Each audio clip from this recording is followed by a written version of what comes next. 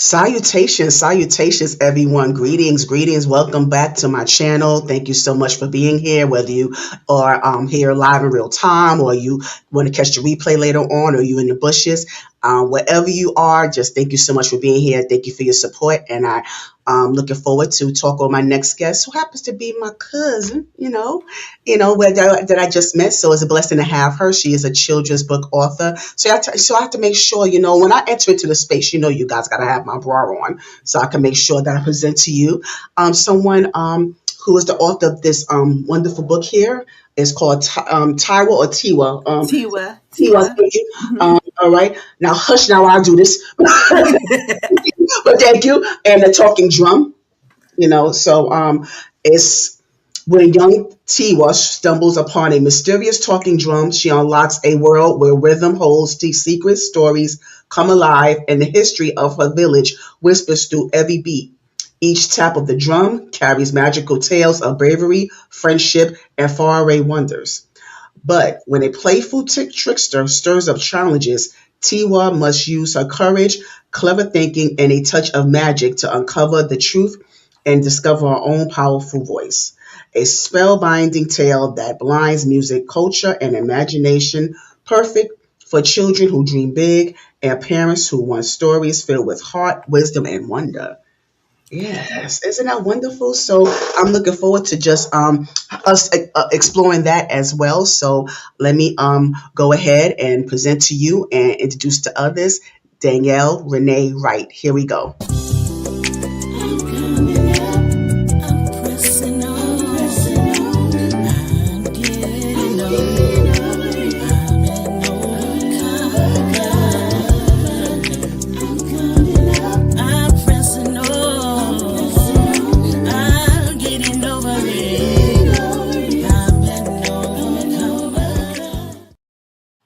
And here she is, Miss Danielle Renee Wright in the building, children's book Hey author. guys. Yes, yes. How are you? How are I'm you? good. And you? Yeah, thank you for being in Excited. the building. Yes, I know you're excited. So Tiwa and the talking drum, and I just want to also, kind of draw attention to the wonderful graphics that are illustrated here. I like that also. There you go, Tiwa. Yeah, there Oh, she yeah. is. Yeah. Thank you. Yes, so yes, I just wanted to, before we dive into the backstory, because I love to hear the backstory, so we're going to pause that real quick. Since we here talking about Tiwa, can you give us more about Tiwa and, how did this come from? Where did you pull from? When you talk about Tiwa and the talking drum. That's a good question. Um, Mainly my childhood. I had a Oh, yeah. severe fear of public. I was such an introvert. I don't know how I survived. I was such an introvert, Yeah. painfully shy. On top of that, wearing, being vision impaired and wearing glasses, just kind of trying to navigate the world as a kid and getting over certain obstacles and fears. It just made me think of a character. I'm like, okay, how do I put this into a story that'll help other kids or kids, who go through the same thing that I went through as a kid. And so that made me think up the character. I said, okay, it's got to be, a character that's relatable. I thought the little girl that I created was adorable. So I'm like, okay, we got to like the character. We have to figure out what type of personality she has. She's introverted. She's a little shy. So what types of things would she go through that trigger those fears, and how does she overcome them? Mm. So All right. Yeah. So now let me kind of the information is going to be in the description box, ladies and gentlemen. So when you could purchase this book, like I said, with the beautiful graphics and talk about the tale. So how can you give us? I mean, I don't know if I don't want to spoil it for anyone that hasn't read it, but how does she overcome? What are some of the steps? Some of the ways she overcame the she obstacles? she has to kind of take a leap of faith and step out there and begin to trust her own voice, trust her own abilities, and just step by step as she, as we unfold each page, she goes through different obstacles, different trials that give her more confidence and a bit more trust in herself and her ability to do certain things and speak up for herself. So it's kind of an encouraging tale for people who are kids who are Yes. a little on the shy side, not sure how to make their voice heard, or feel, may feel like they don't have as much value as they really do. Mm. And in a way, she becomes a value and an asset to a community by going through this journey and working on, the things she feels, and using her voice in a way that turns out to be more powerful than she expects. Okay, well said. Yeah, but I can relate to that very much so, from childhood even up until now. So yes, I do. Wow, yeah. So, and also I see here you also are the author of Cairo's Big Day at the Beach as well. So can we Yes. talk about what's Cairo's journey like? What is Cairo about? Well, Cairo's book is more of him going on an adventure. He's about 5 years old and he's doing really well in school. And his mom has promised him an outing to the beach. And it kind of plays off of his perspective of that day and what he encounters, how he interacts with other children, what challenges he kind of encounters on that day, and how he learns to interact with other kids to kind of overcome that challenge as well. I always, in my books, I always try to encourage kids to keep going, or to push through challenges and fears. So that's kind of a recurring theme in many of the books. So I just wanted to make sure that, it's something that's a positive way to boost children's confidence. Yeah, got you. Yeah, so and who does the illustration? Are you the illustrator as well, Danielle? I design them. Nice. I'm prompting them, but I have to use a tool, a image tool to help with that. I'm looking for an artist, like an illustrator. If I could find a really good illustrator, I think we could do some great work because I have a You know who's vivid watching? imagination. Absolutely. Also, though out there, Danielle is I'm looking for a great illustrator to bring Yes. her stories to life. So you never know who's watching. So please make sure you inquire. Her information on IG, her social media is in the description box. So make sure that you reach out directly to Danielle to collaborate on that effort. So thank you so much for giving your perspective on these books. By the way, I really appreciate that. Yeah, yeah, right. So that's a good segue because you mentioned that Tiwa, is relatable to your journey in in your childhood phase as well. So I want to get into that.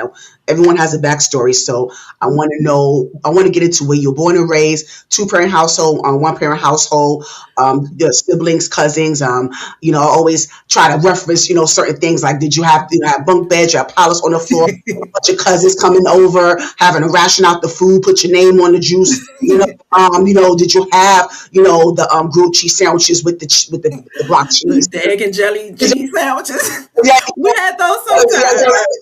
you said jelly and cheese. Wait, hold on. We said jelly and cheese. Yeah, I think it was egg, jelly, and cheese. My cousin Egg was jelly. famous. I don't Oh, know how okay. he made I them got to taste see so some good. people.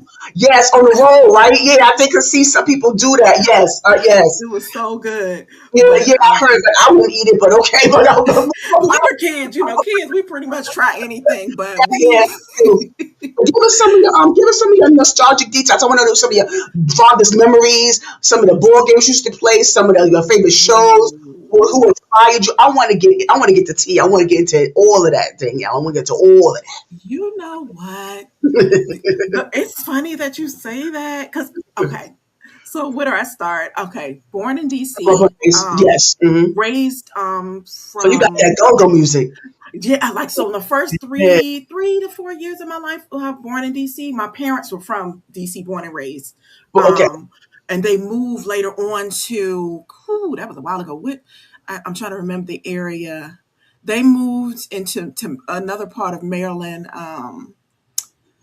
I stayed there, and then I ended up in the Fort Washington area, and stayed there for the majority of my childhood until about 18, and then I think we moved to I think it was Bowie, Well, you say but for Washington, Maryland. Maryland. Okay. Fort Washington, Maryland, and then sort of grew up So in the Fort Washington, Bowie, Maryland area.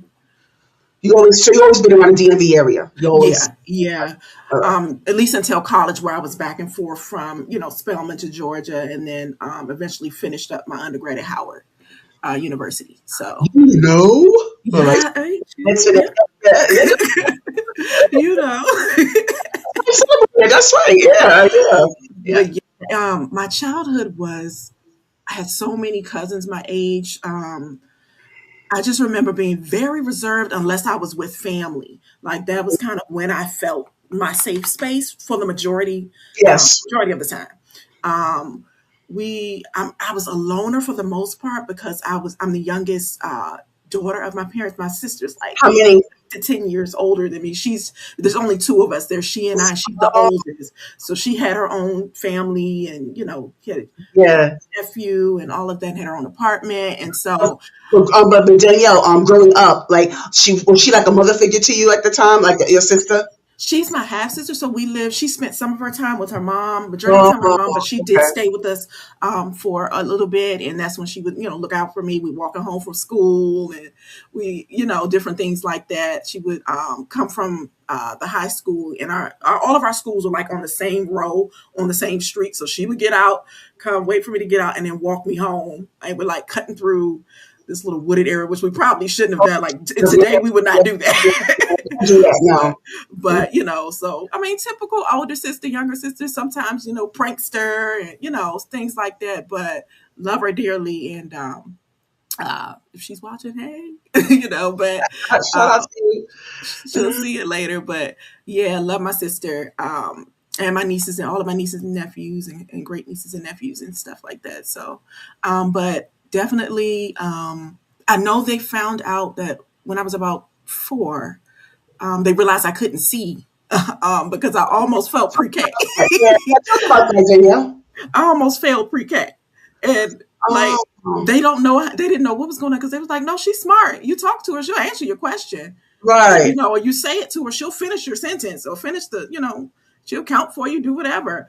It says, but when she goes to write things, she's pressing her eyes to the paper. She's trying to Oh, the words are not, the handwriting is not coming out the way it needs to be. But when you talk to her, she's firing right, off the answers right. left and right.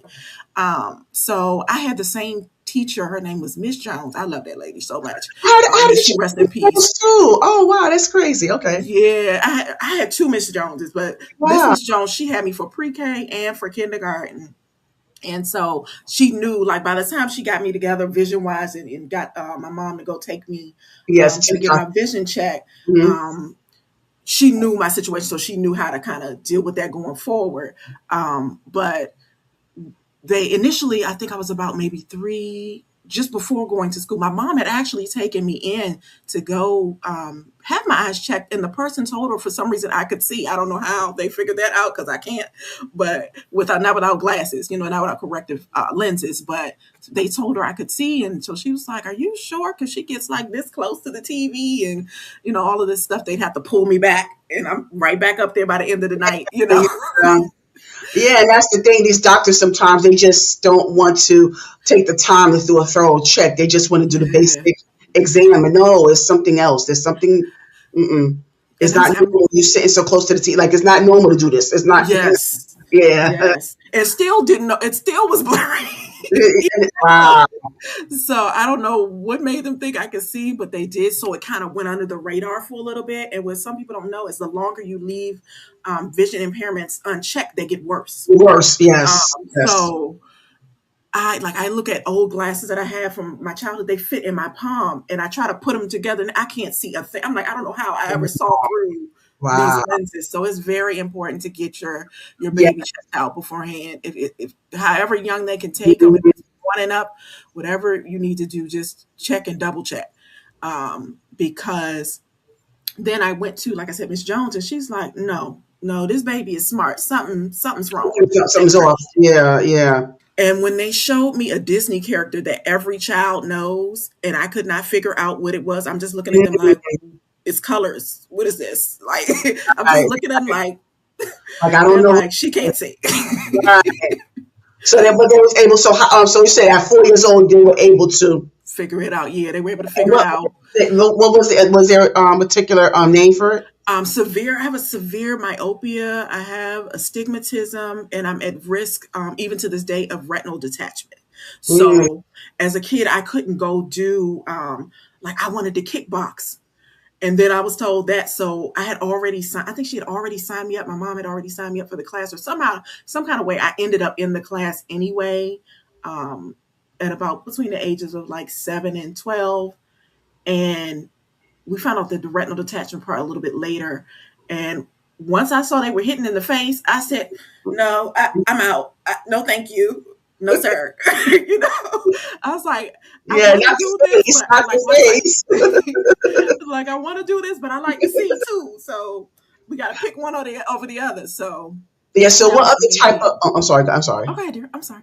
No, I was going to ask you what type of other treatments do you have, like other than the lenses, other than the glasses, like any other measures that you take in order to maintain some type of vision? Yes, I've had like tiny microscopic tears in parts of the eye, where they were like the size of the ball of a pen, ballpoint pen, like that. Yeah. And I Okay. had several of them. So I had not LASIK eye, but laser surgery Laser. to Okay.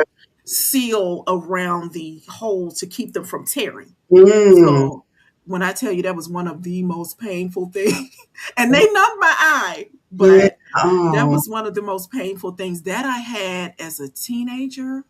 I think I had just started at Howard University, a year or two in. I was about 19. I had that surgery done, and it took me a couple, like a week to recover, to the point where I just had, light sensitivity. I had to cover my eyes and Right. Right. pretty much just lay still. Mm. So how was your, like, how was it? I know you have your challenges now, but how is it now? Like, what are you able to see? What Well, do you, at this point, at this point? Mm-hmm. now without my glasses, I don't pass my hand is like a no go. We can't. Mm-hmm. We cannot. And my vision has worsened somewhat over the years. It's kind of like a degenerative eye disease.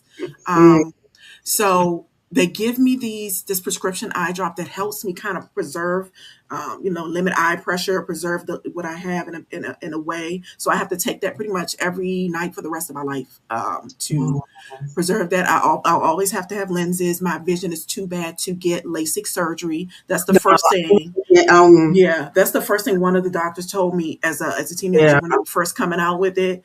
Like, never get this. You will lose the Oh, little bit that you yeah. have. Do Yeah. not. Yeah. I agree. I agree with that. Yeah. The laser. Yes. I don't. And I don't know much about it, but I just took his word. I'm like, you're the doctor, you know Yeah. better than I do. So, no offense to anybody who's had LASIK surgery. I just followed my doctor's orders. Absolutely.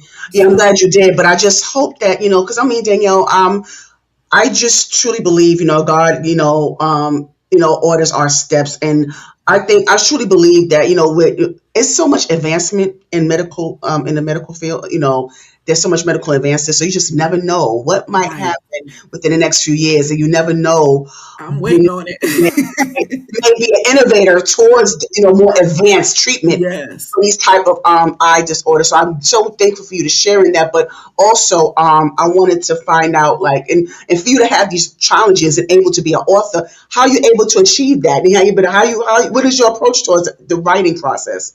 Well, you know what? As I started writing really young, I developed a love of writing because I was such an introvert, and I used to, be bullied a lot because of my Yeah. vision impairment. I had adults bullying me. Some of the teachers were like saying things that they shouldn't have been saying to a child, know, and so you want to change those because, and mine, and honestly, and mine is bad, but I'm not going to imagine what you went through because with me, with my lazy eye, even now, I mean, and my mom tried. I mean, bless her heart, she did try with yeah, the eye patches and stuff. But who wants to walk around like that as a child?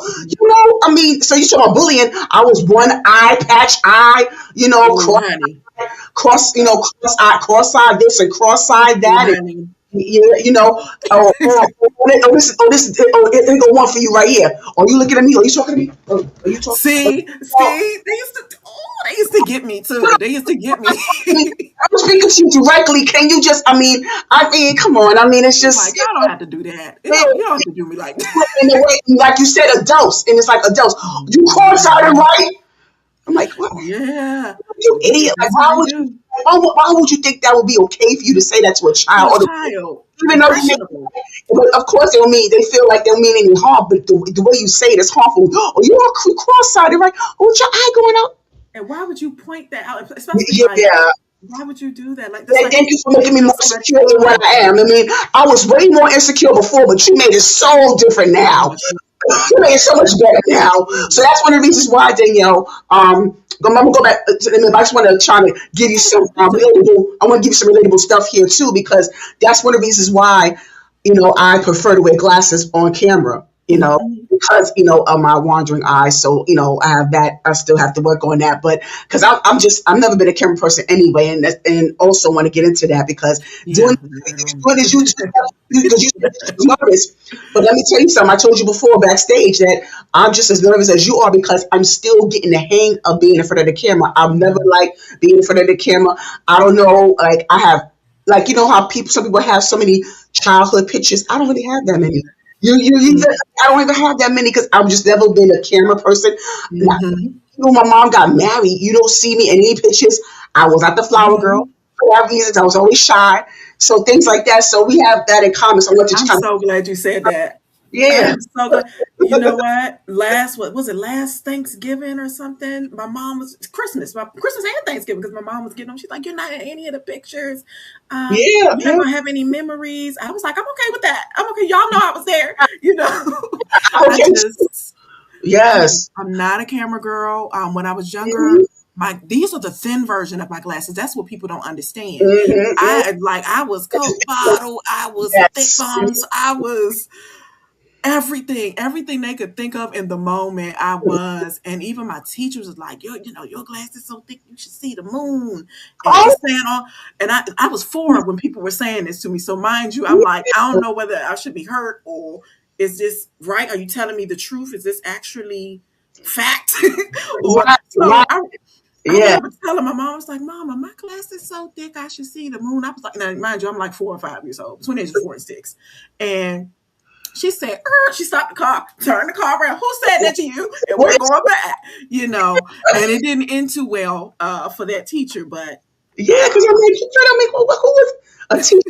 But like I said, but like you said, like mostly, it's like it's bad enough the children are, saying, because I had all kind of, insecurities and all kind of flaws things going on between my eyes. I'm pigeon toed and flat footed, so I had the special shoes. So I had a lot going on in Danielle. So I'm short and chubby. Look, chubby, and you look, know. even picture day, the people are telling me, your glasses too thick. You got to take them off. It's causing a glare. And mind you, it's a lot of kids right here that are like, they just, like they going in, and it was so Oh, you see? embarrassing. See, you're not alone, Danielle. You see, and It don't get me was so started embarrassing. we started on dark skin now. Don't get me started on the dark skin. Yeah, Oh, see, like I said, you're not alone. And all that.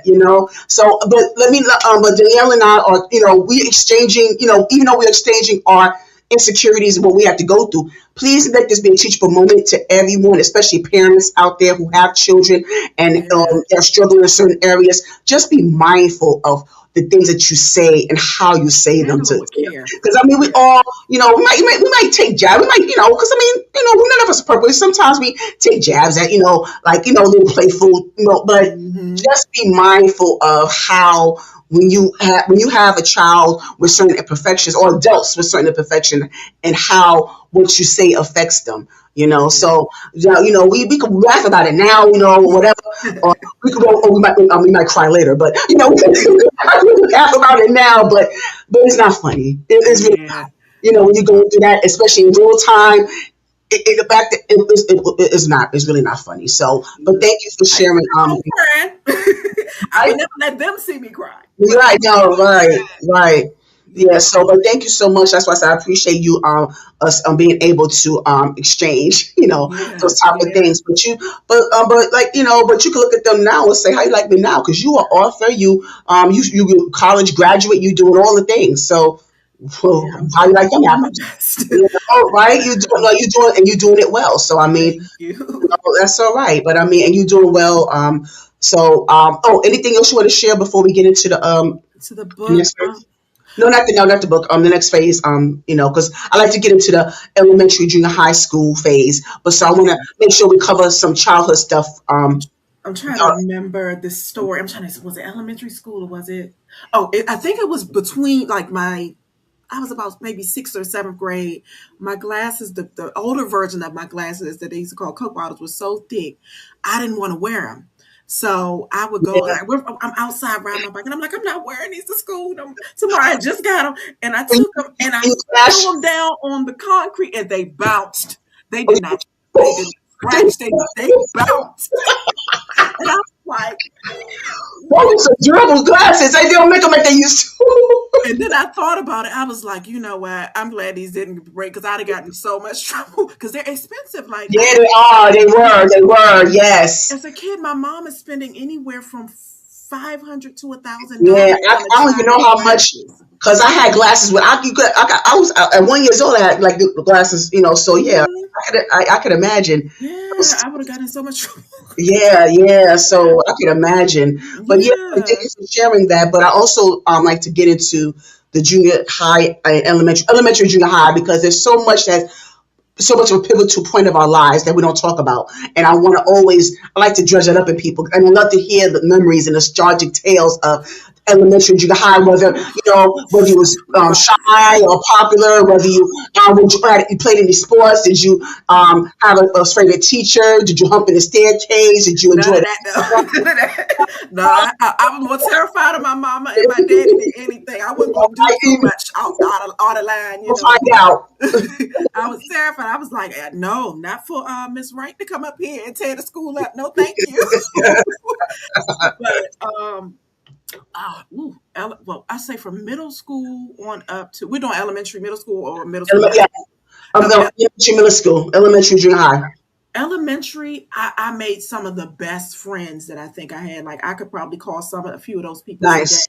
and they will remember me, and we just pick up like we never left off.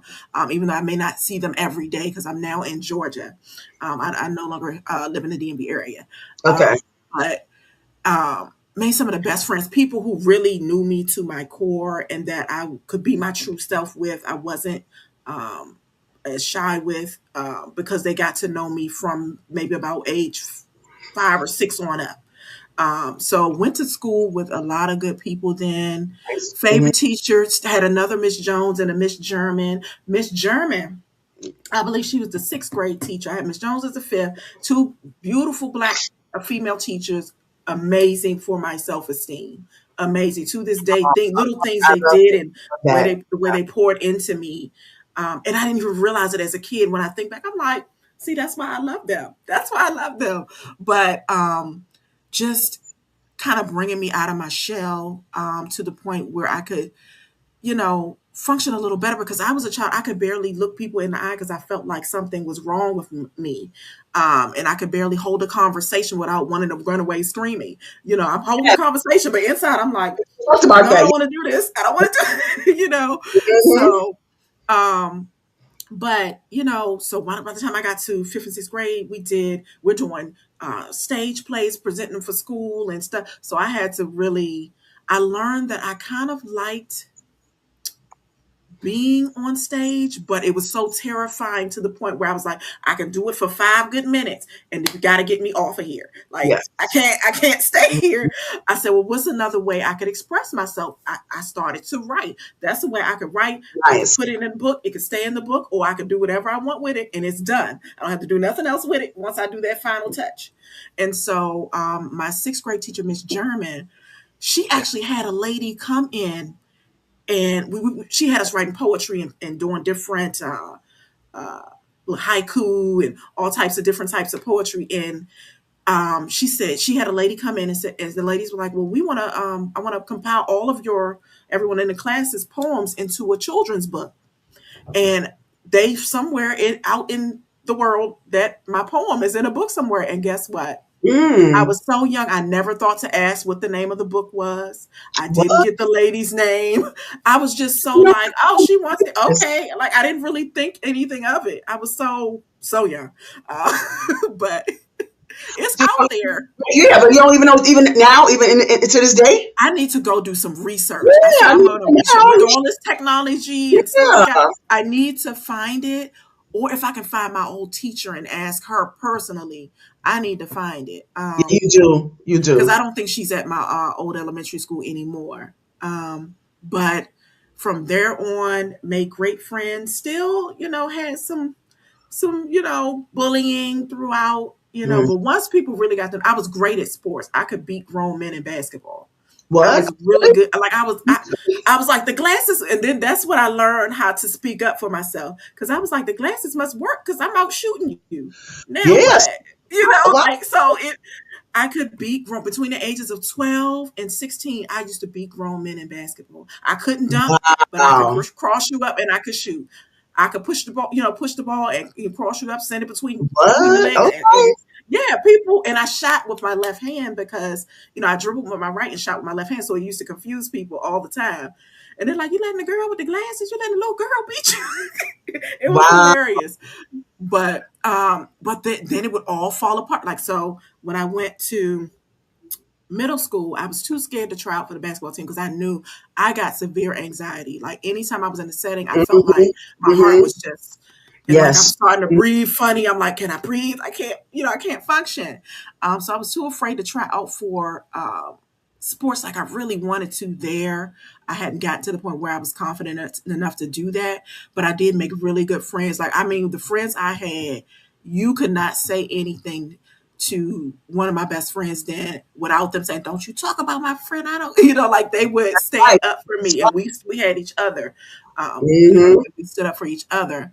But I had one incident. It was I never forget it to this day. And to this day, me and the guy are really cool. And you would be like, really? After that? Hmm. I had one incident where I'm on. It was one of my good friends, who passed away. God rest his soul. In his brother, at the time, had younger brother too, and we were cool. Like I never had a problem. We're all good. No issues. Never had a problem until that day. Um, and we laugh about it now. But I'm getting on the bus. I'm putting my bag down, sitting in, and he comes on. It's like, "Hey, Danielle." I'm like, "Hey."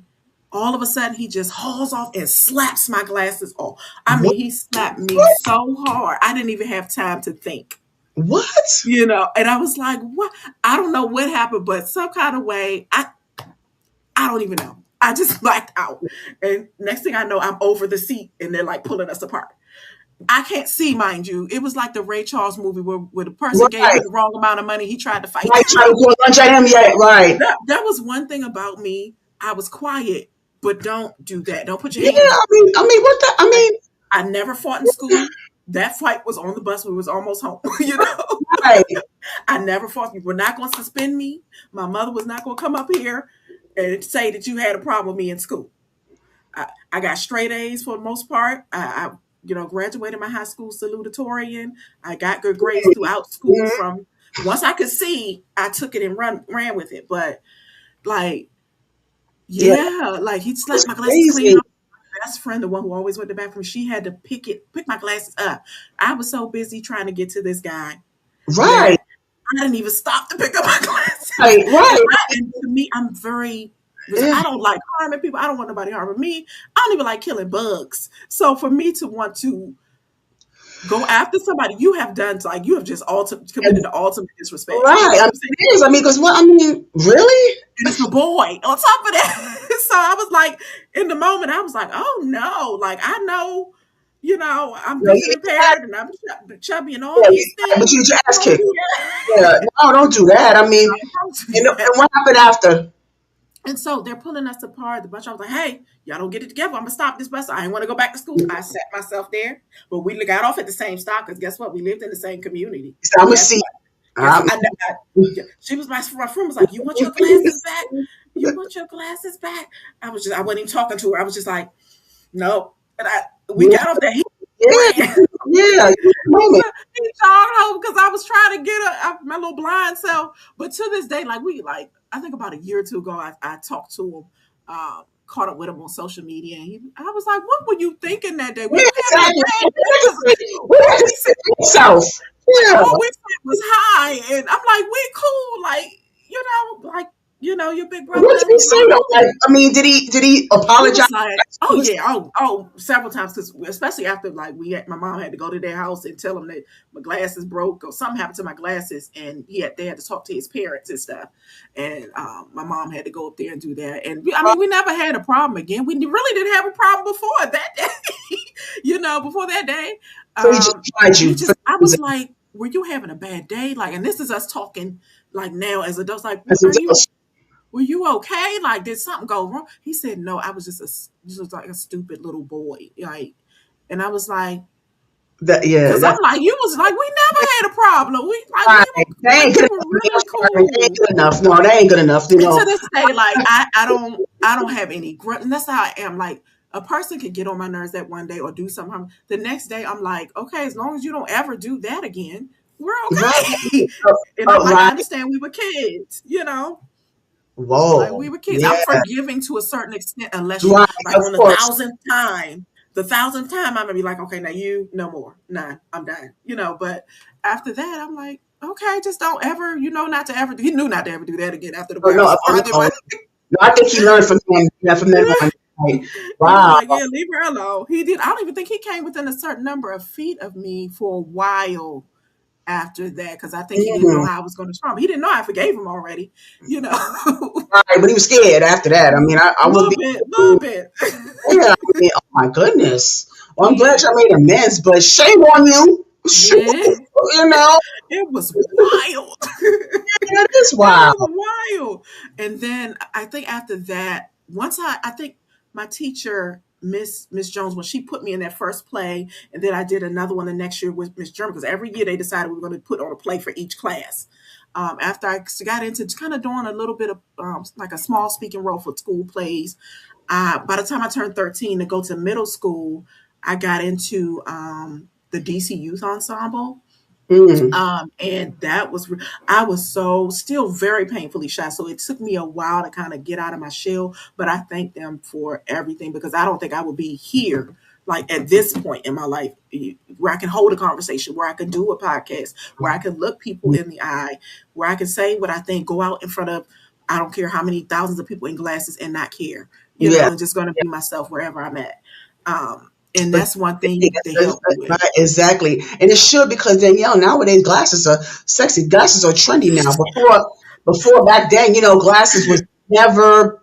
Yeah, it was never I fashion. don't think these glasses, they don't think these are, trust me, being of age to where you want to date and stuff like that. And that part I'm still navigating in life because I think I kind of gave up on that part because I was just like, I don't think people are, No, it would those. take a special person. Someone's going to have to really understand me and get me as a human being Of before, course, of course. have to be on like a soul level. Like you understand that, look, this is me, this is my nature, Right, but I'm right. still human. I'm still, a human Absolutely, being. But absolutely.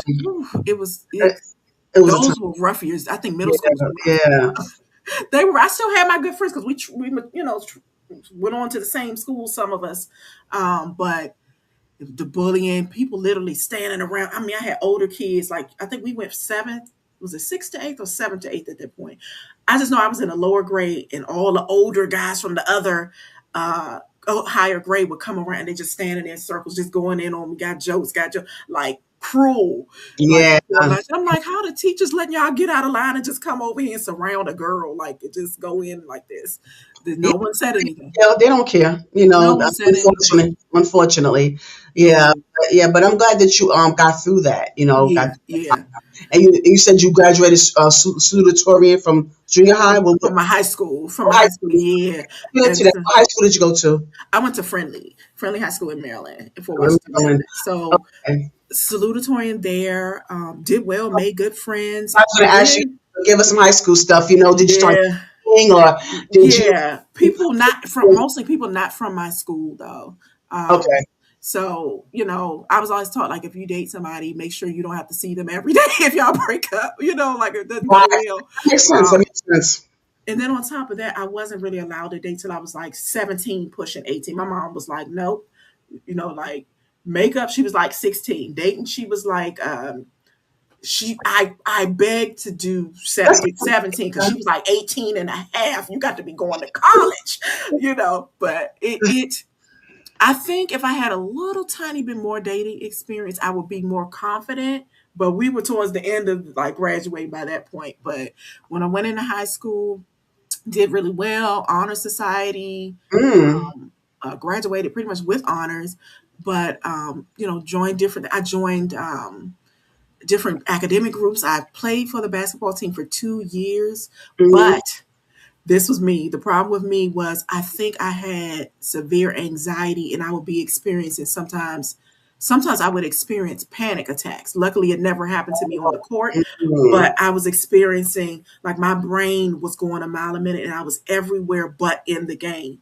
Cuz I could play a grown man and Mhm. beat them, play street ball with friends and beat them. I beat all the guys in my neighborhood and and just a one on one, back to back to back, to the point where I had beat everybody by the time I looked around. Mhm. And but I go in the games, I'm forgetting the plays, I'm panicking, I'm forgetting to shoot the ball. The shot clock is going off, and I'm like, oh, I only got 1 second. I got to, I'm shooting the Wow. ball. I made it, but I'm a second too late. Or like, I'm just panicking to the point where I can't function. And it led to me ultimately saying, "Nah, I can't do this."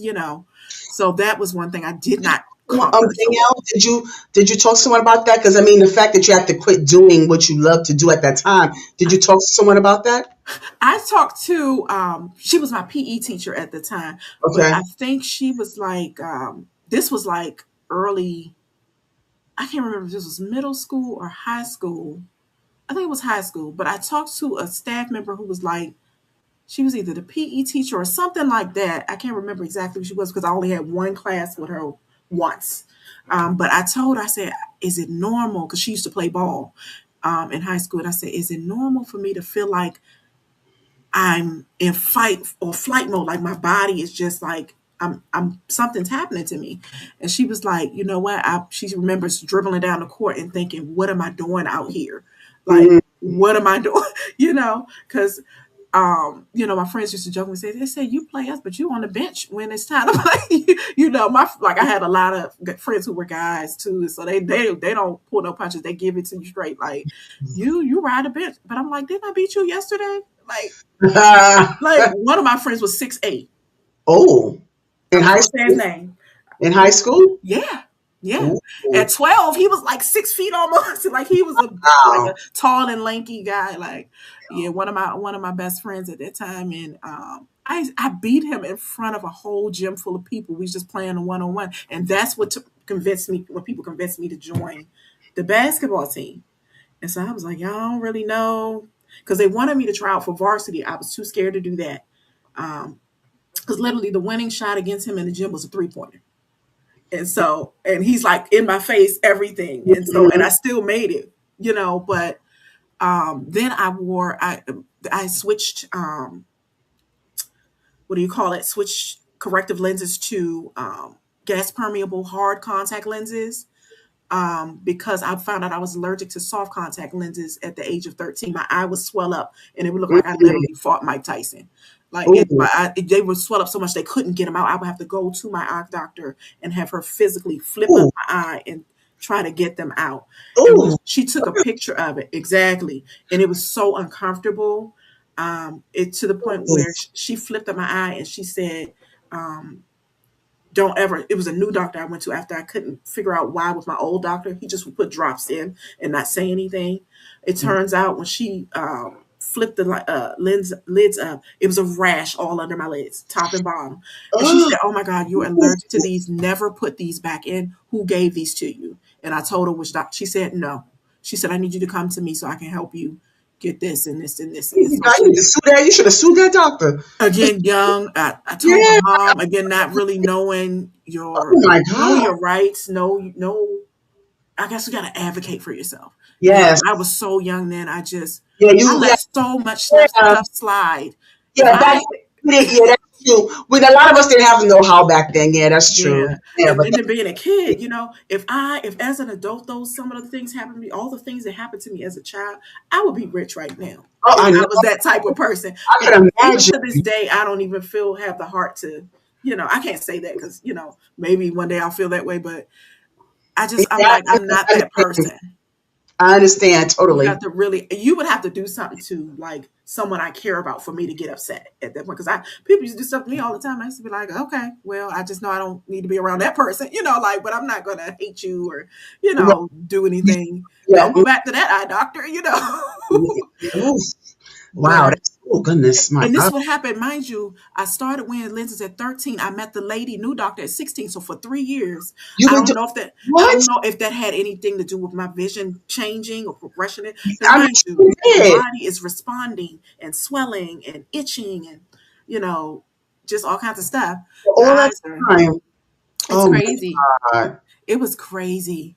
But Oh, from there on, once I got the contact lenses, I was able to do a lot more, but I still was very shy. Because I still pretty much saw the same person with the glass. I didn't feel any different. yeah, right. Of course. And then as I went through high school, kind of slimmed down, got taller. And so now guys that are my friends are like, and I'm like, okay, this is weird. You are like my brother. Like, But they so, try to shoot their shot. and I'm like, nope, brother. Like, and so they stayed for the most part.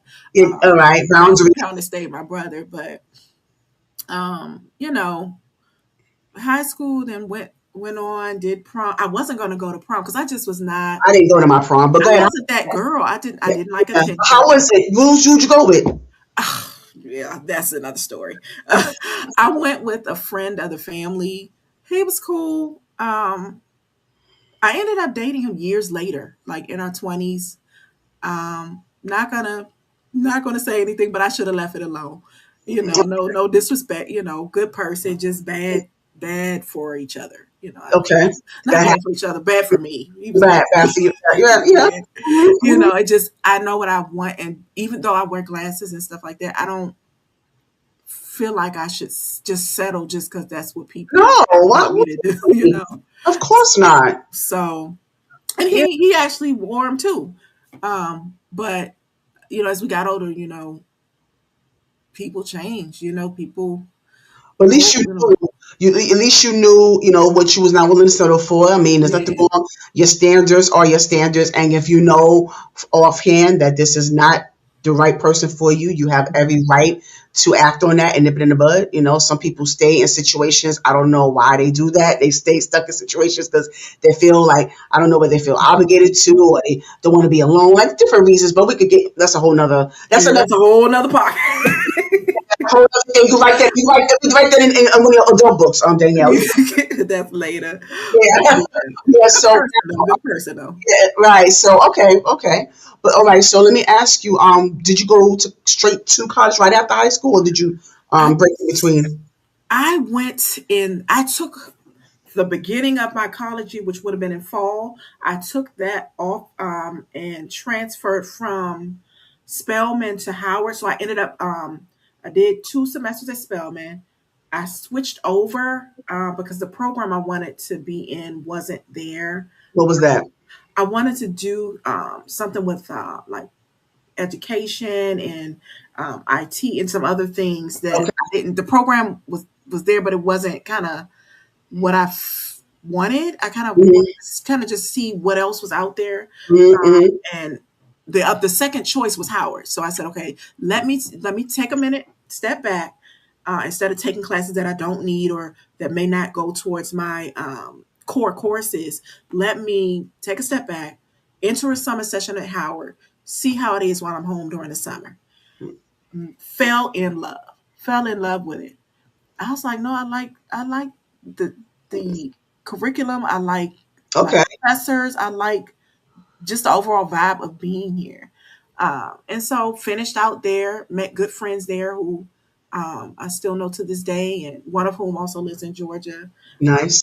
I need to check in her on her too. Like, Mm-hmm. but yeah, no, met really good friends. Had overall a good experience. Graduated. Pretty much, I think I had the highest GPA in my class at that point. Mm-hmm. Mm-hmm. So I had Mm-hmm. to give another speech.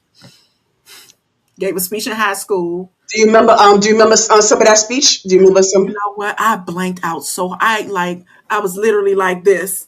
After I'm like, I don't know what I just said, but y'all clapped. So okay, that must have been well. Nothing happened to me. It was like playing basketball over again. I black out. Like I don't remember what I did. I don't remember what happened. I just remember feeling really nervous and being glad it was over.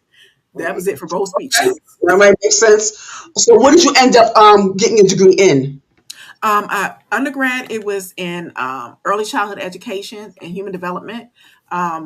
the kicker is that when I went to grad school, I ended up switching over because I did take courses in, dealing with IT and information systems while at Howard, but it just wasn't my core courses. They're like Okay. electives and different things like that. Right, right. And when I got to finish my graduate degree, I decided I wanted to go into IT. So I ended up going to into information systems and just taking courses that were based solely on that. Okay. And graduated there, did 3.8, did pretty good. Nice. So I was like, okay, we're done. This is, This is good. here we are. So what did you end up like? What was your career goal at that time? Not what you're doing. Not just not focus on what you're doing right now. What was your goal? At that time, I wanted to dealing with children. I wanted to either create a platform for children for learning, or either deal with some type of software, because I also did a little bit of software development on the side, and I was good with like creating websites, just naturally creating websites, dealing with code, like HTML back then, CSS, and some of the other things. And so I thought I was going to go into like that type of thing, either something dealing with creating educational software, or maybe coding, but it did not go that way at Oh, all. okay. So what did you end up doing? Like Still in IT, still in IT. More so dealing with is your mom in that area to a computer? she is, wow. I think Yeah, longer than I've been alive. She's been in yeah, for, I heard. I Yeah. think it's like 40 something years, 40 Wow. something years, I think. Did she build, like, I know she built computers, right? Did she used to Yeah, she build? used to build them. She used to teach me as a child how to, we're in the basement. She's teaching me how to Amazing. put it together and Wow. load the software and do this. And I used to help her at her old job, reimage computers and do the checklist to make sure each system had what it was supposed to have for this teacher or this computer lab or Nice. yeah. Oh yeah, I love that for you guys. Yeah, shout out to Aunt Doreen. Yeah, so yeah, and hopefully I meet her soon. So yes, that's wonderful. I think when you're able to get into that, that's what I'm saying. Elaine, we just talk about the AI, AI content, and let's get into that. Well, let me before we get into the your literary career, I want to still get more into your is that do you consider this a career? I don't want to misspeak. Do you Right. consider the IT aspect a career? Do you consider that a career, or is it a job for you? That was it's what I had to do. It's what I have to do to pay the bills. Yes. you Okay. know, Yeah, and, that's why we're not going to say career. Okay, that's why to make sure I was careful what I said. no, Yeah. and I had a love for it. But again, the bullying aspect being in Mm, corporate America, and it mm. doesn't happen to everybody, but for some reason, I think I just got one of those faces where people just want to want to try you. I don't know, you Yeah. know. But that was a huge turnoff. So I went from going into corporate offices or going into the office to getting hybrid type of work where you can work some from home, work some in. That eased it a little bit, but still with the bullying, I was like, okay, now how do you Right. do completely remote? And so, eventually got to the point where I could be remote and do some things I like to do on the side, like creating logos, websites, things like that. The creative aspect was what I loved about it. Like, so I've always kind of been creative and Right, because it's because you're born with it. I tell a lot of the other creators that I had on my platform that it's not something that you acquire. It's not something that's something that you're born with. It takes you some time to discover that but once it comes out of you, then it's up from there. There's yeah, yeah, yeah, we'll turn it back once you find that niche, once you find who you are with that, it's already embedded in you. yeah. That's how I kind of fell into writing because I used to be so afraid to kind of release the stuff to anybody. Like I said, I would, even as a child, even just early adult, I would write poems, I would write lyrics, I would write Mm. different short stories, and I'm throwing them in the trash. Nobody's going to read this. Oh I wow. don't know how many good things I had that probably in the You trash got can. your own way. You just like me. You got in your own way, Danielle. You I got in was like, your I own can't way. put this out, Oh, and no, just you thinking never know. about it. Danielle, you can't put this out. Thanks a lot, Danielle, because you see, you hear what we stuck with now?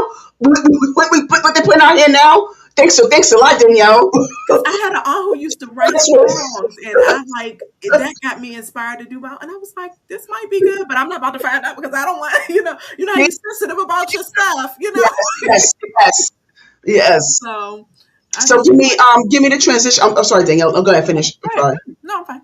Oh, okay. No, I was going to ask you. So, can you get into that transition from, going into your creative space, please? So I noticed that a lot of what I look at is how do I feel after I do something?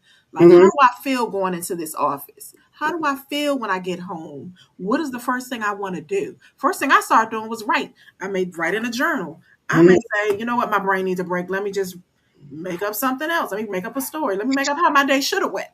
Like, and so it kind of slowly graduated into um, creating short stories. Or I could look at a kid in my family and say, I got an idea of a story for you, and I could jot it down. And this time, instead of tearing it up and throw it away, I would come back and add to it each day, or rearrange this to make this sound like more like I wanted it. What is this child like? Or, the child I saw, what were they like? Things like that, kids in my family, or just, you know, Mm-hmm. versions of me at different times and things like that. Like Tiwa, I think, was probably a closer version of me, uh, Mm-hmm. more so than like a relative or any other, kid. Right. Got you. But like one thing she was going to do was stand up for her people. Like, you're not gonna mess with her people, and she's sitting there. Now, me, you mess with me every day, but you're not gonna mess with my people. Not on my watch. Not my family. Oh, So I see that in her. yeah. How Kind did of, you come with the name Tiwa? How did the name come up? it means the one who owns the crown. It Mm, also means one who ours, belonging to us. So mm. it's like kind of wanting to belong and feel like you're a What part. language? I believe it was Yoruba. I believe. Yoruba. Let Okay. me. When I Yeah, looked it up at nice. the time, I jotted it down. I believe it was Yoruba. Let me see. I'm pretty sure. Mm, yeah, yeah. So in Nigeria, the one who owns the crown in belonging to us is Yoruba. Got you. Thank you. Thank you for looking it up. Yeah, no problem. Because I looked at it one time and I was like, okay, I like this, and I kind of I like the artist Tiwa Savage as well. So I'm like, okay, so that's what her name means. Oh, yeah, yeah, Yeah. yeah. And Right. I didn't even think it like put two and two together until I had picked the character's name. And I was like, there's another person named Tiwa that I like. So I was like, okay, it's meant to be. Yeah, yeah, But yeah. yeah. So when we look it up here, is Danielle's website. It tells more about her journey and more about her her books. So that's why I just let me make I sure made it that myself. yes. See, you see how don't let anything any type of impairment or anything any type of handicap or I don't like that word, but you know what I mean. It's a Patience. challenge. I'll say challenge or Yeah. yeah. Don't let any challenges deter you from what you really because this made me think of a friend of mine, he goes by Roland Rebel, and he has cerebral palsy. He's wheelchair bound, and Okay. he's a mental health counselor. Oh, that's So excellent. he really, the way he been able to navigate, whether not just from his job, but just in everyday life, just having to, and he's able to live on his own. He does everything on his own, and he's able to manage to navigate, how to function in an outbound wheelchair, and it's so amazing to me. So That is don't let good. your limitations stop you, But yeah, I just wanted to make sure that y'all pay close attention to her website and make sure you purchase both her books, as Tiwa and the Talking Drum, and Cairo's Big Day at the Beach, and whatever other projects she has coming up. Make I sure have some in the works. keep track, just keep track of her work, and keep yourself abreast. Like I said, the information is going to be all in the description box for you. So I want to make sure that I did, as many plugs as I could, on your work. And so, congratulations on everything. And are you self-published, or do you have Self. I'm working on learning different, Okay. reaching out to different, uh, I guess, platforms and things like that. I was looking at like Book Funnel and things like that. So I'm still Mhm. learning. I'm still new to Right. literary world. So I'm definitely doing my research, trying to learn as much as I can, and continuing to develop stories and different characters that I think the kids will really like. Yeah, so that will all come together in its divine time. And I'm still here. I was just digging for something. But Oh, yeah, take it out. everything will come in its divine timing. But how did you can you because I have quite a few self-published authors that was on my platform and they shared their own version of how they were able to how I was able to accomplish that, you know. So can you give us your cliff notes on how you became self-published and why did you do it that way? Oh, absolutely. I'm actually helping a little cousin with this now, kind of sending him like step by steps on how to publish his own book. Okay. He's about, I think it's about between the ages of 8 and 10 now. Oh, Um, that's but cool. and I also there's also a really cool uh, young author named Asaya Paul. If you guys ever are on IG or Instagram, look him up. It's spelled Asaiah, and the last name is Paul, Paul. He's about 7 years old, and he's written more books than I've ever seen a young author do. Right now, I think he's got a series out. He's based in Canada, but he's written several books, and he's really really good and just a sweetheart. So if you ever get a chance, check him out. So, But as far as the writing aspect, like he helped me figure out that I now want to try to put my books in Braille. Um, oh he wow. said, well, because he knew I had a vision impairment. He asked, Yes. you know what? I didn't even think of that. But Dope idea. I started researching for him, and I said, let's figure this out. And so Yeah. I sent everything I had, and I hope it's helping it. And then once I Yeah. get some time, once I release enough, I'm gonna then transfer Right. it to Braille. That's a Um, dope idea. Yeah. he's so smart. He is such a smart and just a sweet kid.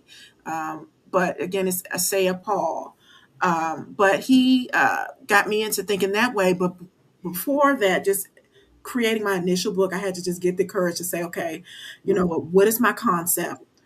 What is the how you think of the beginning, middle, and end? Who is the protagonist? Who is the antagonist? Hmm. The trickster is the one that's giving her a little bit of a run for her money. So I said, okay, where is it based? I said, okay, I kind of want it to be based, it's the talking drum. It has to be based in somewhere in Africa or in a village. And so then thinking of the name for the character. How does the character look? What is her? Is it a he or a she? What is her personality like? How does she interact with the people around her? How do they receive or not receive her? And just thinking about kind of the overall outline, and then we start to fill in the meat, as Yes. without giving it away too much. Read it, you kind of start filling in the meat of each scene and say, okay, now where does she go from here? How does she overcome that obstacle? What happens to the person who is the so-called antagonist or the trickster in the book? And so you have to go through that part. Then it's like, okay, let me now start designing the artwork. Let me now, I know how to create something, and then I can merge different images. No image you see is unedited or Mm, by human hands, because I mm. know really got good at or decent at taking the image of and then I can add this background. I can merge this piece with this. I can bring it together. I can change the color. I can so a lot of what you see is me is compiled from different elements, and Yes. so and some people ask me, well, when you did your character, why did you have the little girl look different on some pages? Because I want little girls to be able to see something that looks similar to them when they look in the book. So, right. They may say, okay, this one looks more like me. Or no, this one looks like me. I want you to be able to see yourself in it. Now, Yes. my other books, you'll notice it's more, across the board, everything pretty much is the same, but I wanted to kind of, I was like, no, I want, because I see in this little girl, I see my niece. In this little girl, I see my little cousin, or, something like that. So I'm like, okay, I want to keep it to the, you see somewhere you see you, or you can imagine yourself in her shoes. Nice. And so from there, I'm in like can a lot of people say don't use Canva, but for me, vision wise and just ease So of Canva's, yeah, I like Canva. I put on all my text. Now I'm arranging my artwork based on the scenes Yeah, that you I do it design. too. Yeah. And if it's a book that requires, this book didn't require like a table of contents or anything like that, then I'm laying out the chapter titles and things like that. Because I do have novels for like teens and tweens and stuff like that I'm working on. So those require a little more, kind of work and layout. Right. But once I got that together, then I said, okay, now I need to design my cover. I need to design the back cover, front cover, and I want to put the blurb on the back that tells you without giving away the story what. Yeah. And you have to do a good job with that one. Yeah. Yeah, literally laying it out piece by piece, trying to make it intriguing but not giving away too much. Right. Absolutely. And I think this was the very first book that I pretty much ever done and completely followed through with releasing it, because I had one book that I started in 2024 and it sat until this year. I literally Wow. just submitted it to be copywritten. So I'm And glad I was about to just throw it. Something you said, no, put it see. down, just sit I on was it, sit with it. yeah. Yeah, You sit see it with through. it and just jump Yeah. back to it and see how you feel. So I think it was early January of this year. I finally put it in to be copywritten. Nice. Yeah. So looking forward to seeing that. So I'm praying that that goes well and working on that process. Thank you. Nice. And then once the book was compiled, I did the uh, depending on what platform you use, because I started out using another platform, which was supposed to do mass distribution. Mm-hmm. And I think I'm going to go back to that, but because my photos and images were so vibrant, they sometimes had oversaturation of ink on the pages when they printed them. Mm-hmm. We have to work through that, and I'll go back, and then they'll release it to like Barnes and Nobles Press and um, different libraries, schools, and things like that, and they can buy in bulk. So I'm going to work on that probably starting either the end of this month or next month to put it back on there and just dial down the color saturation. But I went eventually said, okay, I'll get it out quicker with Amazon KDP. So with KDP, it takes a lot of like tweaking the work and kind of just adjusting size and things like that. But once you get it, it's locked in. The front and back cover are usually one file separate from the text and our images that are the contents of the book. Right. And you upload them each separately and go from there. That's a lot. Dang, that's like a lot of work. Yeah, and being vision impaired, I mean, Ridiculous. Yes. look, I found one misspelling in the book, but that lets you know when I say I have a vision impairment, you really know that I have a vision impairment. It's one letter I was missing on the word, and I said, you know what? I would have to take that. I'm going to fix it. And I actually, I'm like, well, you know what? Maybe that gives it character. I don't know, but I'm going to go in and fix it. But it takes a lot to get it. You have to get it there, look at the preview editor or previewer, and make sure everything lines up. Your images aren't cut off and different things like that, and that the color. When you get your author's copy after you approve um, your upload and stuff. After you Right. final upload, you have to order an author's copy and see, okay, is the page lined up? Are the covers, the binder, is the title on the binder, that kind of thing. So it's a lot to it, but you got to really like Yes. it to get to. No, I appreciate this. It's so impressive, Danielle. I mean, you're giving us a master class right now. I'm sorry. I'm sorry. I know I'm giving you too much. No, no, no, and not at all. Because I think that these are the things. These are some of the tips that I prefer for people to share, like how to compile a book. I don't think no one broke it down the way you did. That's why I said I wanted your own Cliff Notes perspective of how you self-publish or how you piece it all together, especially with your vision impairment. So all of that is impressive. So I appreciate this. No, I appreciate all of this. Oh, one thing I forgot to add, they have templates. When you go to KDP, you Okay. tell them you want it like my book is like a 8.5 by 11, and that you give them the dimensions you want the book, whether you want it to be a smaller book or the regular size of like the average sheet of paper. And so I think I did an 8.5 by 11, if I'm not mistaken. And you tell them how many pages, whether it's color, black and white, this, that, or the other, and they will have you download a template based on what you put. And, and you have to put that template create, like if you have for your let's say for your front and back cover, that's going to be one wide wrap cover. So front and back are going to be together, and then you're going to have that Right. space for the spine of the book. Right. Whole So, PDF. oh wow! So they're just able just to kind of just put everything together, like you design it, you give them the Yeah. concept, and then just they take it. So yeah, so my image, what I had it laid out the way I thought it was going to be, but then I had to add a blank page, upload that template to Canva, and pull it over to a blank page, and now line up my images with this. Right, to make sure they're aligned. Right, because it will not accept, it'll cut off Wow. image, or it'll show an error, like red error on the side of the pages that Right. line up. And so that was just, adjustments, minor adjustments had to keep being made. Once that was locked in, it'll accept it. You get to see it in the preview viewer. You know it's good. Then you go do your content, the content of the book in a separate file, and it'll say okay, and it'll ask, you know, have you check off the box? Did you upload? Are you okay with what you saw? And you say okay, and you submit it. Then Amazon takes several days, like I think up to 72 hours, to review your book, make sure they're okay with the way it looks and the content and everything, and Mhm. then they put a listing up. I think within 72 hours. Oh, okay. Fortunately, Thank you for that. Yeah, thank you for that. With that one. Okay. Yeah, it's yeah, that process. Okay, so you gave us a master class, Danielle. I appreciate you just literally gave us a step by step tutorial on how a book is put together and how you're able to how Amazon the process as far as Amazon putting it out there to sell. So yes, no, thank you for that. I really appreciate that. Yeah, and so now I know you I'm gonna. You know what? It's so funny. I was thinking of something because I like to have a little fun with my guests, okay, and so we're gonna play a little something. But okay, I'm gonna let you know after that. I was because I was digging just now.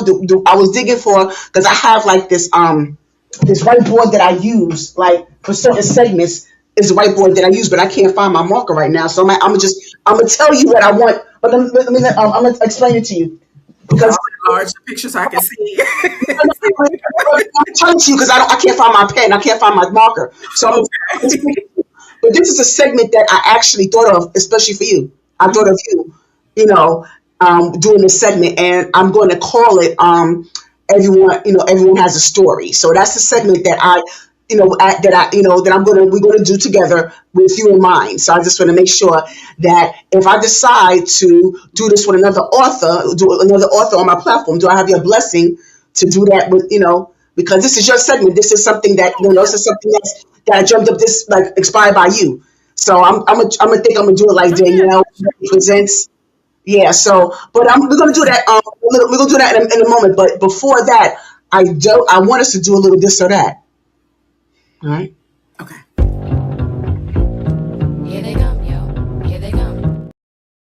All right. This or that. So I love to enjoy to play this with my guests.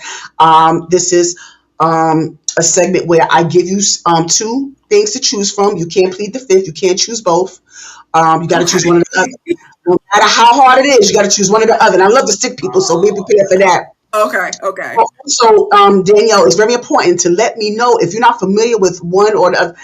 Whatever I'm putting out there, let me know so I can change it because you have to be familiar with both. Okay. All right. All right. So let me just start off with Joe or Darnell Jones. Oh, Mm. Oh, I just started already, you huh? know what? I Oh, did it. I did it. that's a hard choice. And I can't say I like both. Okay. Nope. We understand that you do, but you Because got he to got the choose. song with Left Eye, and then he got Yeah, I know, right? I big know, right? pun. I'm gonna have to go with Joe. I'm gonna have to go with Joe. He got the big pun. He got the Yeah, oh. yeah, I understand, but make sure you check out their verses. It's coming up tomorrow night, so that's why I put that one out Yes. there. Make sure you check them out, both of them. What is Right. your so is that your favorite Joe song with Big Pun doing it player? You know what? Yes, because that's a memory. Yeah. Yeah, yeah, no, man. Yeah. That's Yeah, one. okay. That's All one. right. And so since you're from DC, and I like to put this out there for the DC folks: sardines or pork and beans. You know what? I've been trying to get more protein. I had to do sardines real quick, and they're disgusting. I'm just gonna say that because I just had them for the first time, like in a Oh, long time. But the rest of them, I think I had them as a kid, but I couldn't remember what they tasted like. Uh, And okay, so yeah, sardines. sardines by themselves are they're terrible. Like in Caesar dressing, they're good, but by themselves, Yeah, I no. never had sardines. I don't plan on eating them. I'm good on that. But Yeah, I had to go that's for my DC people. Yeah, yeah, I know exactly what you. yeah. I know. Okay, so since we're talking about let me see, because I'm a music person, so a lot of this is going to be music related. All Okay. right, all right. So Rakim or KRS One. Oh, KRS-One. Remember Public Enemy number? Yeah, KRS-One. Yeah, Mm-hmm. I Yeah, gotta go because I remember that from like I remember that from like back as a kid. I remember that. yeah, I understand totally. All right. Oh, okay. I got one. All right. So, and I'm gonna help you out if you don't remember the song in particular, but "Too Hype" by In Touch or I gotta remember the name of the artist. "Here We Go" by Portrait. It's I don't know "Too either. Hype." I'm gonna help you. I'm gonna help you out on Danielle. Okay. "Too Hype" is "Put on my best.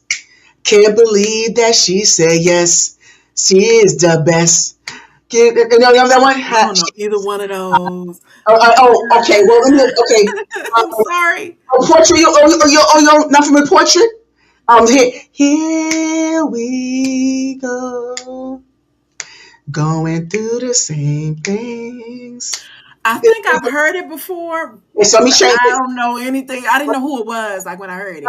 So Okay, no, we're gonna go with that. no, We're gonna go I'm with gonna that. change it. No, I'm gonna change it. No, no, I'm gonna give you one. I'm gonna give you another one. All right. So, I'm gonna go a little bit. I'm gonna go back. I'm gonna go back a little bit. For you, Danielle. 'Cause I'm an old school person, so I'm sorry. I'm sorry. Like, All right. which one is that? I'm like, I don't remember that. I remember the word you said, but I think Yeah. yeah, But I just don't look them remember. up if you couldn't get a chance to look up. It might dawn on you when you hear the song itself. So Okay. yeah, I'm sure you have heard it at some point. But all right. So and I just had this. I had the songs. Oh, okay, yeah, okay. Okay. I'm gonna go back a little. I'm gonna go forward. I'm gonna fast forward a little bit. Okay. All right. Um, Unpredictable by Jamie Foxx Okay. or Slow Jams by Kanye West. Oh. Oh. What? Okay. I see. Hold on. I'm gonna get you. You know, See. I'm running it back in my head. Like, ooh, y'all.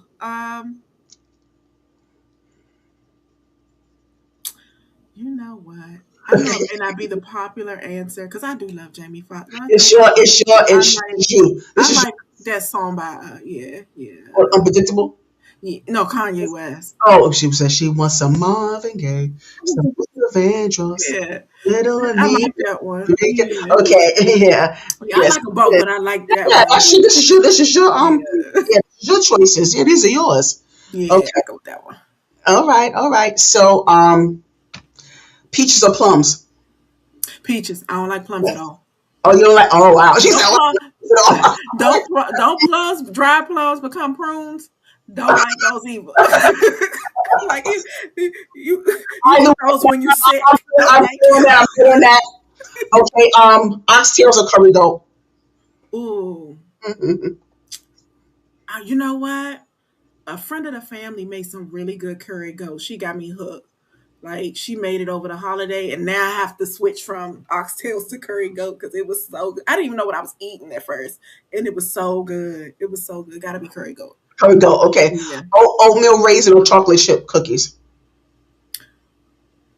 I don't like oatmeal raisin. Like I don't even like eating oatmeal. So like chocolate chips. Oh, chocolate chip I'm for not an you. oatmeal girl. Like if I eat oatmeal, it's like I intended to eat oatmeal that day because it's nothing else. You know. All So right. I'm gonna get you here, Danielle. You ready? okay. Tiwa and the Talking Drum or Cairo's Big Day at the Beach? Oh, that's Yeah, hard. I But you know. know what? Tiwa is my girl. So Girl, yeah, come we're gonna on. go girl power. We're gonna go girl Okay. power today. All right. Tiwa's my girl. It's for All right. all. That's right. That's all right. Yeah, thank you for playing. Thank you for playing. Yeah, that was good. That was good. All right. So, all right. So going back to the segment that I made up for you. Like I said, I think I'm gonna name it. Everyone has a story. So, what I want you to do, since you're such a storyteller, Danielle, I'm gonna put a couple of scenarios out there, and I want you in your own storytelling way to give us, how would you frame in the story, and in a short version, condensed version, of course. But also, let me give you a few little things here. You don't have to be politically correct. You don't have to be like librarianish with it. You could kind of you could be edgy with it, have a little fun with it. You don't have Okay.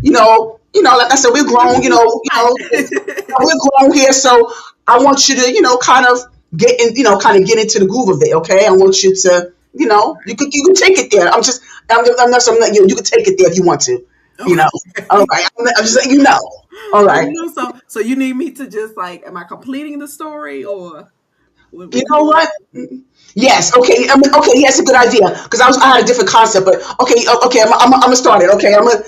We'll do it Give that. me an example. Okay. Now, and I did this with a couple of my pastors. But I want to hear it in your way to tell a story about it. So, a little boy. Let me see. What am I naming the boy? I'm gonna name the boy. Oh, little Jamal gets up in the middle of the night, use the bathroom, and leaves a pee on the toilet seat. Go. His mom gets up, goes to goes to the bathroom, goes to sit on the toilet seat, falls in, screams his name. He jumps up out of bed. She gets cleans up, gets up, comes out. What are you doing? You left the toilet seat down. I mean, open again. Yeah, you did it. All right. She, Yeah, okay, okay. Oh, come on. I got more. You got more. Give me a little bit more. it's too funny. I can't. Oh man, my brain. Okay, I'm gonna write. I gotta write it. Like Yeah, seriously. we'll have to write that later. So keep that bookmark there. You can write that later. Okay. Next one. All right. Uh-oh. So so your teenage. Let me see. Shaniqua. Mm, We see. Let's say she about 16, right? So mm, 16-year-old Shanika want to be grown and want to go out and want to go out with this guy Terrence, right? And mm, so, but she hasn't done her homework and she still got some chores to do. Like she got some things to do. She got to take care of home first, but mm. she wants to get smart at the mouth, right? Ooh. She want to give lip. So go. Okay, she getting lippy with the parents. You have to get lippy with the parent. Or if her parents anything like mine, you don't have no phone. They No, take no, you to the no, you can't say parent. No, you got to give us the story. Stick to the story. house. We said Shaniqua. Shaniqua mouthing off. Shaniqua mama Brenda said, "Oh, you want to get smart? I pay the bills. Who you pay? What do you pay? You don't pay this cell phone bill. She takes that. She said, "Oh, you don't pay for this TV. The TV's taking out her room." She left in there with her room with nothing but her books. She don't have no choice but to do her homework. And her mama tell her she lucky she left her with the nightlight. Like that. I like that. like you're lucky you got this much. Do that homework. You're not going nowhere. You're grounded for a month. Yeah. He said, okay, now this is going to be a bit risque. Danielle. Ready? This is Okay. risque, Okay. but it's real life. So, It is. so dad, we got dad. Let me see, what's dad's name? Bobby. We got dad Bobby, We got Bobby. and and he has a son. Well, we gonna use Terrence again. So his son Terrence is trying to feel himself, right? So he's getting older. His testosterone is hyped up, and so he decides to explore his anatomy. And so Bobby caught him one time, Oh, he walks in. beating it up, kind of beating it up, So Bobby had to have a conversation with Terrence. What Bobby gonna say to Terrence about that? First of all, if he if it's a man approaching another man, like if it's Bobby approaching, it was a Terrence. You said she said, you Terrence. know what? That's my son. I know he growing up. Let me close the door again. Let him finish. But we're gonna have a talk after that. We're gonna have to have a talk after that. So then he comes back in and he has to, ask him about, girls. Oh, you like girls you like, or to try to figure out where he's at on that level. Right, He's saying, right. okay, because baby's expensive. So, just make sure, You People know, for me to go out there. we got to talk about some things. We got to explore. So he gives them the rundown and say, look, Terrence says so far he's just been experimenting with himself. And he said, oh, good, I'm glad I caught you before because it's so much. There's so much out there. It's too much. It's so much out there. Do you know there's a new, well, I don't know if I can say this. There's a What? new STI called TM7. Oh, I didn't know about that. Yeah, and people are like, well, TM, no, it's not the channel TM, Oh, it's TM7. And it's like they said it's equivalent to like scabies or something like ooh. that. But you can get it. You don't even have to engage in anything with people, with the person. You can be if you sit on their lay on their sheets, the towels, Mm, things like that. mm. So I'm like, definitely talk to little Terrence before he goes out here. And if he's not equipped, it's a lot more out there than it used to be when we were younger. Yeah, So yeah, thank you for that. All right, yeah. so last one here. So Danielle comes into this platform with Faith is a Substance, and Danielle wants the people to like, share, and subscribe to her channel. What does Danielle say? She says you can find her on all handles at Danielle Renee's Universe. No, I'm talking about me. Not talking about me. Huh? I'm saying you got. How would you promote my, Faith is a Oh, Substance? how would I? You know, I missed that because you. saying like Danielle needs to make sure that she wants to promote Faith Substance channel, so she has to. Yeah, how do you? Okay, let me just put it this way: how does Danielle get the people to like, share, subscribe to Faith is a Substance? Oh, I'm gonna put a post up about this once we're done. I'm gonna go ahead and if I can share. Is it okay to? How will I share the link? Okay, no, Danielle, like we still in the segment, no, we still in segment mode. Okay. So you have to tell me the story of how would you get the people okay, what I want to say is like make sure you like, share, and subscribe to Faith to Substance, like kind of Oh, I say that part. Oh, okay. I'm sorry. yeah, yeah, it's all right. No, this is new. This is new. So we're working it. So then I would say, hey, this is Danielle Renee Wright, everybody. Thank you so much for tuning in. Make sure you like, share, comment, subscribe to Faith is the Substance. And thank you. We love you. Thank you for having me. Ooh, there you go. Yes, there it is. See There that? it is. I'm sorry if the sound Yes, kept cutting out a little bit for me, so I that's couldn't all hear. right. No, like I said, we figuring it out. It's like I said, this is a new one, so we're going. I'm gonna continue to work on it. But you did well. I mean, we Thank have a you. start. We have a start here. So when you come back, we're gonna work Yeah, with it we more, will. and we're gonna step it up. So Okay. now, once again, Danielle, I just really appreciate you coming on. You gave us such great like I said, you gave us a master class on how to put together. You gave us more into your career, and I really, really, really am impressed on how you were able to, overcome the Thank you. adversity. Of adversity of your vision impairment, and I just really want to let you know that you are deserving of your flowers. So I wanted Oh, to make thank sure that you. I provide that for you while you're still here with us. And so Thank these you. these are two final questions I love to ask before we wrap up.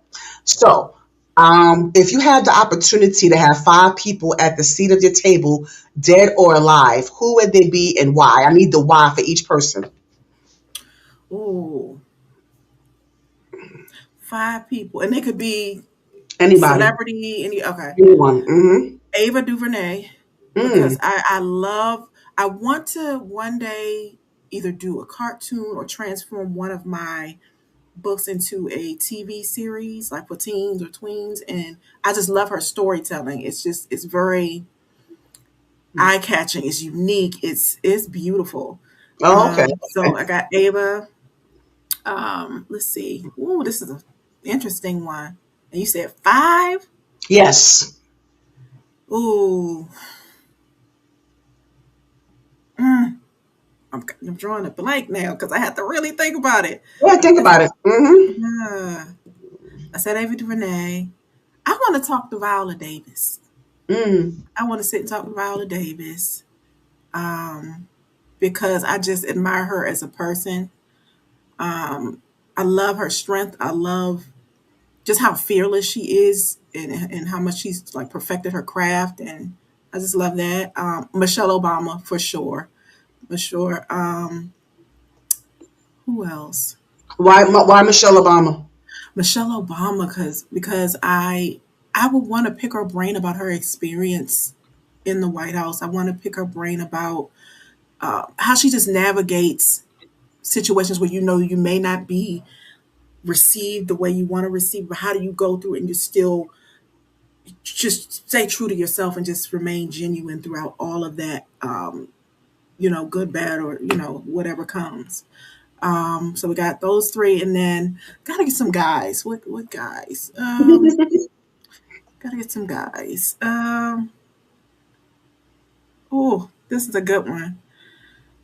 Mm,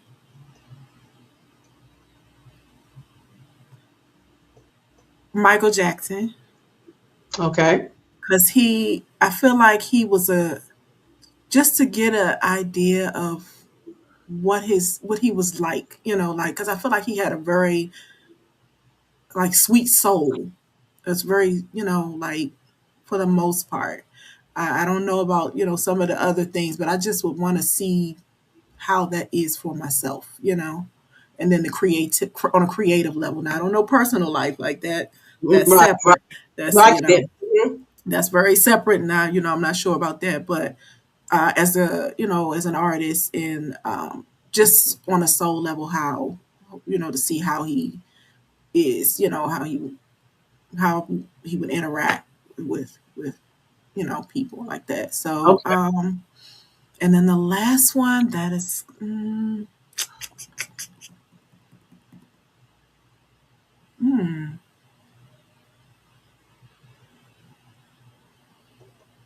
and it's on the tip of my tongue, and I'm seeing the person's face like right here, but my brain just does not want to say the name. Uh-huh. I'm looking at this person. um, you know what? With this one, I would leave it. Um, you know what? Ta-Nehisi Coates, because he wrote one of my favorite books, The Water Dancer. The water dancer. Okay. Yeah, I would kind of wanna like pick his brain for a minute and see what inspired him. Things like that. And it's weird because I have an obsession with like the theme of water. I don't know if it's because I'm a Pisces or whatever, but Okay. but I don't usually really believe in horoscopes or anything. But I am drawn to water and kind of what it symbolizes, things like that. It's kind of powerful and ever flowing all in one thing. But yeah, I would probably want to see what made him write that and what inspired it. All righty. All right. I like that. And so now, who would get the big piece of chicken and why? Oh, you know what? That is so different. You know what? Because you got Founder Davis, you got. I know, right? I I know, have right? to cut it into fives and just be like everybody get a piece because I'm not like I'm no one is gets deprived at my table. Everybody gonna eat, but Yeah. Somebody, just one person has to be a piece of chicken. ooh, I would say Ava DuVernay. Okay. I feel like she's like should really get her flowers. I think that. All So right. Okay. I mean, I like to be a fly on that wall. All right. Thank you. Yeah. And so this last question I take from the late James Lipton from inside the actor studio. So Danielle Renee Wright, when you enter into the pearly gates, what would you want God to say? well done. Like you I, did what you used what I gave you. You used what I gave you, and yes. and we're kind of like an alchemist and did what you could do with it. That's what I want to do. I hope he says well done. Yeah. You took the little you had and made it into something. We don't know what that something is, but you did Exactly it. what you had to do. But yeah, Yeah, yeah, let's get into real quick before we end. I wanted to get into New Birth. You said you're a member of New Birth. yeah. How did you become a member? How long you become were you a member? I think since 2021, around the time we moved down here, and I've been back and forth between Georgia and DC, but pretty much when we came back in 2021, from then on. I love what he does with the community. I know, all other things aside, I love what he does with community, how he cares for his people, how he thinks outside of the box. And I love creative thinkers. I love people who try to find ways that help, outside of themselves. No, they're not just focused on, although he has a lot going on, that's great for himself, but he thinks about other people and their well-being. He's given away scholarships. I think over $1 million in scholarships. He's actually collaborating with different schools in both in the South and in other areas to take in kids who may not have gotten Mm. a chance to go to college. He's doing food and clothing. All during COVID, he was doing food and clothing drives. And that's where a lot of people were able to um, get their food source from and make sure they stayed, you know, well, they stayed okay. Mm-hmm. Yeah, so I'm glad that you know what, despite because like he's a controversial. The person Mhm. she's referring to is Pastor Jamal Bryant, Pastor Newbirth. So that's what she's referring to. And I'm glad that you were able to balance between his controversy, but also have people look into more of what the positive aspects of him. But what so let me ask you, what is your perspective on that? Because he's been a controversial figure for a long time, and so between the Target boycotts and the out of wedlock children and all the other things that are out there in public, can you give your perspective on that? The one thing. Remember when I told you, like, one thing I won't do is like hold a grudge against a person, because I'm like, Mhm. like when you say when you walk through the pearly gates, I don't want God holding a grudge against Of me for course, nothing. of course. So Right, I'm not the right. person that's gonna like judge you for what you do. I feel like you got to take that up with God, because He's the one that you need to be afraid of. Me, I'm nobody. Like, who Mhm. am I to say, oh, you did this? Who am I? I'm like I can barely see. Who am I gonna say? So I can't. And the way people have, judged me without knowing me, and people see my vision impairment and automatically assume that I'm mentally challenged or Oh, delayed in some way. They yes. don't know I Oh, me graduated, too. a lot of Yeah. times, if Mm-hmm. not top of my class, Hmm. salutatorian. They assume a Yep. lot about me just Oh by yeah. looking at me. So Yeah. I don't want to put that energy out onto anybody else, because I know what it feels like, and for you to grow. Maybe you've done something as a kid or in the past, and people still hold you to that one worst moment of your life, or worst um, decision of your life, when that's not your whole, not you as a person as a whole. That's not you, who you are overall. So I don't, with me, I'm like, I can't bring myself to judge you. I feel like, don't you pray, Mhm. repent, ask for forgiveness, talk to your God, because that's who you're gonna have to deal with. Amen. That's the one. Like, I'm just look, I'm just here. Like, it's nothing I can do.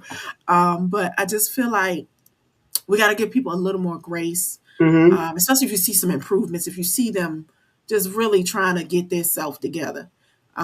Like, just understand. Like, you may not like it. What I learned, someone taught me, to work with someone, you don't have to agree with all their choices, just the important ones, the ones that may affect, like, your community, your people, like, overall, that could be of help. I know that without him there now, I don't think we would have gotten this much done in the community. To some of the things he's doing, he's building properties for lower income millennials. He said, I want millennials who are not able to get regular housing to be able to, be in these properties. And he's working with people to improve their lives. So I'm Okay. like, who am I to judge you? Like, he's got Hmm. programs for the kids, and he has summer camp and things for, for parents who didn't necessarily have a plan for their kids over the summer. And like, who am I? Like, he's pushing young authors. They did a church segment where they had a lot of their Sunday school kids write books, and they were selling them for the kids in the Wonderful. yeah, had booths for the kids outside of service. So um, I I can't. I feel like if your good deeds outweigh your bad ones, it's Focus nothing I on. can say. And Hmm. it also depends on your, but Right. you know, Okay. I can't really. and then I don't know much of the backstory to Right. people. I only know, some of what I hear, and I Mhm. only trust it coming from the person. Like, Yeah, this is your perspective. yeah, So what are your views on First Lady Brian? you know what? I met her once, and she was actually very sweet. I can't like one thing I know. Like, I am, I know she gets a lot of flack for her looks, but I'm like, oh, I care about people, like who you are, like as a person, your soul, how you treat me, and I've never received any poor treatment from anyone. Like I've always felt welcome. That's one thing she has the gift of doing. She makes you feel welcome. She makes you feel seen, and she's very relatable. She can reach you, Okay. where you are. So I don't feel like, I don't know. I just, maybe I don't. I'm weird because maybe I just don't look at people like that. Like I feel like, okay, I was the type of person, like, coming up, people say, "Well, don't be friends with that person," and I'm like, "Why?" And they'll tell me, and I'm like, "Well, I'll Right. figure it out. I'll see for myself." Right. Exactly. Because, like, It's I don't know which y'all interaction that person may yes. not be to me Right. what they've been to you. Totally different. And people often think that everybody has the same experience with the Mm-hmm. person, and Hmm. that's not. Maybe you caught her on an off day, or maybe you caught him on an off day. You never know what that person's going through that week. Um, you know, because we all have our good days and bad days, but I Yes. want to see how I interact with you. How am I received by you? Or maybe not received, if that's the case. And in this instance, I've never had like a complaint or a bad experience. Oh, great. Well, thank you for sharing that. I appreciate that. This is your perspective, and you know, yes. So I do appreciate that. But any final words for us, Danielle? I just want to say thank you for having me. I had fun. I was so nervous, but I had a lot of fun. Me? Yeah, me too. So Yeah. this was cool. I'm glad. I'm glad. So, ladies and gentlemen, y'all, give it up for Danielle Renee Wright. Y'all, give it up for her. God bless you, Danielle. Thank you. God bless Yes. you. All right. Thank you as well. All right. Have a good one, everybody. Have a good one. Bye. Yeah. So, that was Danielle Renee Wright, children's book author, and just all round trailblazer, someone who is steadfast in her journey. So I really appreciate her being on with me. It was great to have her on. I hope to have her on again in some other capacity. But thank you so much, Danielle, for being with me. And just thank you all that came through, whether live or replay, or those who decide to be in the bushes, however you support. I really appreciate that. So thank you, thank you, thank you so much. I'm going to be back with you guys, within the weekend, doing other content. But my next interview is going to be next week on Wednesday, 6 p.m. Eastern Standard Time, with a singer and vocal coach. So please make sure that you look out for that. But in the meantime, let's see, let's do a little bit of, as I'm going to be seeing AT2 soon. So let me let me have you listen to what he has to say. Make sure you subscribe today because you gonna have to pay. I don't know what, but you gonna have to pay. Hey, hey, hey, break it down, break it down.